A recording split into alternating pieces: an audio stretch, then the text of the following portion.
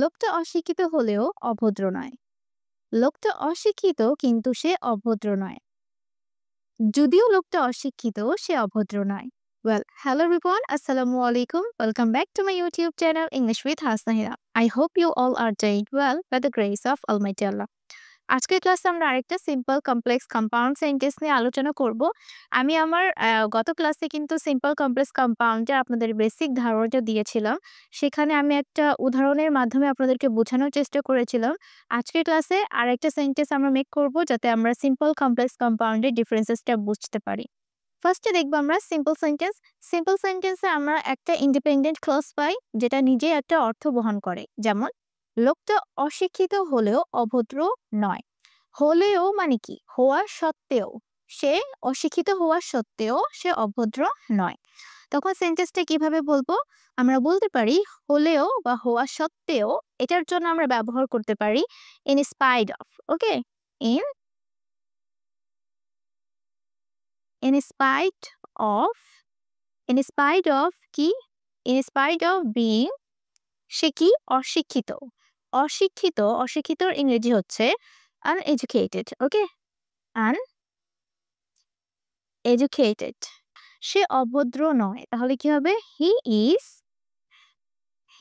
Is not rude. আমরা rude বলতে পারি অথবা বলতে পারি ইনডিসেন্ট। ওকে? ইনডিসেন্ট মানে হচ্ছে অভদ্র। ওকে, তাহলে লোকটা অশিক্ষিত হলেও অভদ্র নয়। আমরা কিভাবে বলবো? In spite of being uneducated. In spite of এই অফটা হচ্ছে একটা প্রিপোজিশন। তারপর আমরা যদি ভার্ব ব্যবহার করি, জেরেন্টে নিয়েও ফলো করে, সেটা আইএনজি যুক্ত ফর্মে হয়। এজন্য এখানে কি হবে? Being. In spite of being, এখানে বলা হয়েছে লোকটা অশিক্ষিত, মানে লোকটা অশিক্ষিত। তাহলে এখানে বিং ওয়ার্ডটা অ্যাড করতে হবে। বি মানে কি? কোনো কিছু হওয়া। লোকটা কি? অশিক্ষিত। তাহলে এখানে কি বলবো আমরা? In spite of being uneducated. Uneducated মানে হচ্ছে অশিক্ষিত। He is not rude, or আমরা বলতে পারি he is not indecent. Indecent মানে হচ্ছে অভদ্র। ওকে, সে অভদ্র নয়। ওকে, তারপরেতে দেখি কি বলা হয়েছে। লোকটা অশিক্ষিত কিন্তু সে অভদ্র নয়। এখানে কিন্তু ওয়ার্ডটা ব্যবহার করা হয়েছে। ওয়েল, এখানে আমরা আরেকটা নিয়ম জানতে পারি, সেটা বলে দেই। ইন স্পাইট অফ এর পরিবর্তে আমরা আরেকটা ওয়ার্ড ব্যবহার করতে পারি, সেটা হচ্ছে ডিসপাইট। ওকে?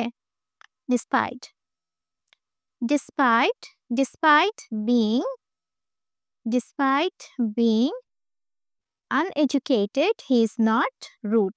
এভাবে হবে। ওকে, আমি লিখলাম না, আমি একটা দাগ দিয়ে দিলাম। ওয়েল, এখন এটা বুঝাই আপনাদেরকে। ডিসপাইট হচ্ছে ইনস্পাইট এর পরিবর্তে আমরা ডিসপাইট এই ওয়ার্ডটা ব্যবহার করতে পারি। এটার মানে হচ্ছে হওয়া সত্ত্বেও। তাহলে এখানে কি হবে? ডিসপাইট একটা প্রিপোজিশন, তারপর কিন্তু আমাদেরকে ভার্বের সাথে আইএনজি ফর্মটাই ব্যবহার করতে হবে।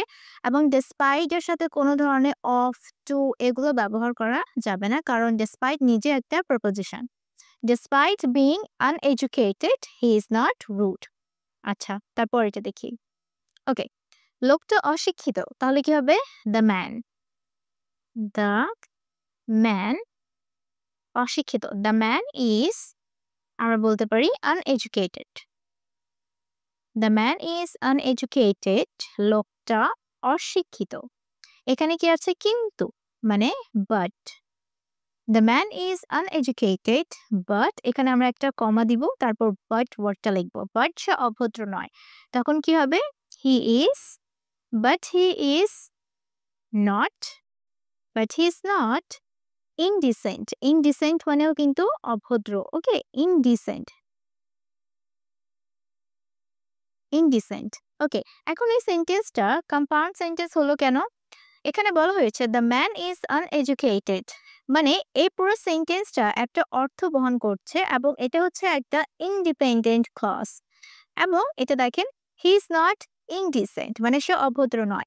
এটাও একটা অর্থ বহন করছে এবং এটাও কি একটা independent clause.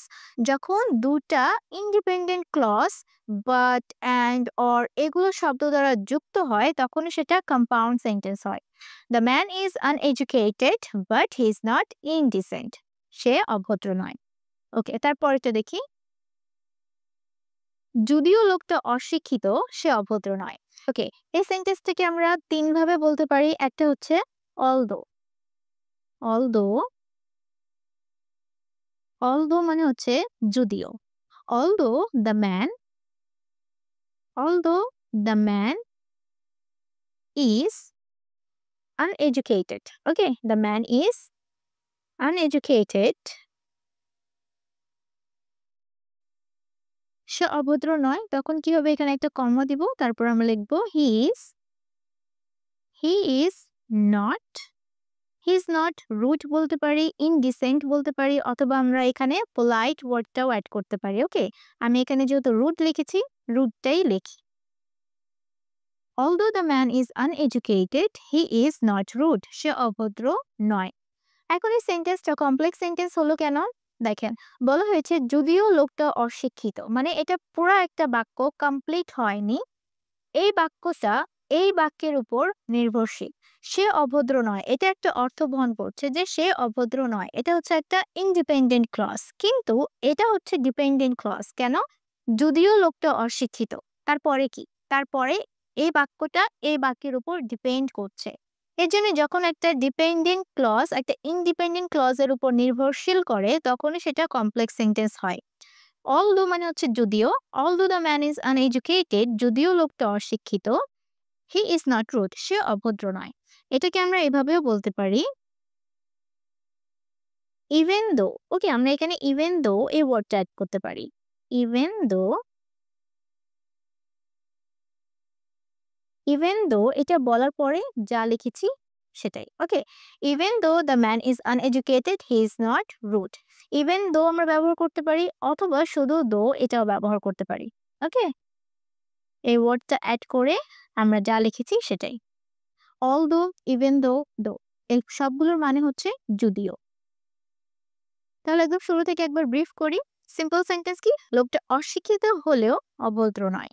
in spite of being uneducated, he is not rude, অথবা আমরা বলতে পারি despite being uneducated, he is not rude। তারপর কম্পাউন্ডে এখানে কি আসবে? বাট ব্যবহার করতে হবে, কিন্তু ব্যবহার করতে হবে। যেমন লোকটা অশিক্ষিত কিন্তু সে অভদ্র নয়। The man is uneducated but he is not indecent, indecent মানে হচ্ছে অভদ্র। আচ্ছা, তারপরটা কি হলো?